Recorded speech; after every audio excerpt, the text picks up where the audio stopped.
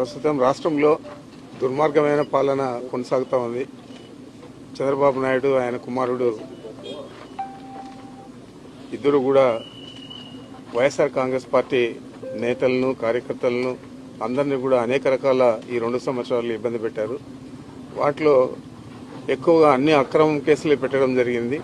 ఈరోజు మేము ఇక్కడ వచ్చి పిన్నెల్లి రామకృష్ణ రెడ్డి గారిని చూస్తూ ఉన్నామంటే ఇది రెండోసారి. అంతకుముందు ఒక మర్డర్ కేసు అన్నారు, అప్పుడు బెయిల్ వచ్చి బయట వచ్చారు.